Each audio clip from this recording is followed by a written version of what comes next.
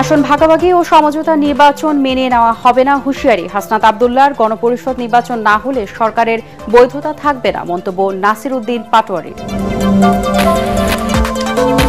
দেশের মাটিতে কোনো চাঁদাবাজের জায়গা হবে না হুঁশিয়ারি স্বরাষ্ট্র উপদেষ্টার। যে যাই বলুক, প্রধান উপদেষ্টার ঘোষিত সময়ে হবে জাতীয় নির্বাচন।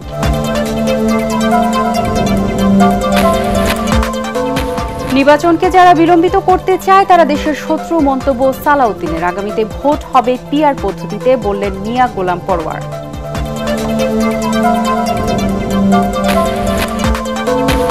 জাতীয় নির্বাচন বিতর্কিত হলে দেশ অনিশ্চয়তায় পড়বে, আশঙ্কা বদিউল আলম মজুমদারের। ভোটের সাথে সম্পৃক্ত সবাইকে দায়িত্বশীল ভূমিকা রাখার তাগিদ বিশ্লেষকদের। পাইপলাইনের মাধ্যমে চট্টগ্রাম থেকে ঢাকায় জ্বালানি তেল সরবরাহ কার্যক্রম শুরু। বছরে ঢাকায় সরবরাহ করা যাবে সর্বোচ্চ ২৭ লাখ মেট্রিক টন ডিজেল।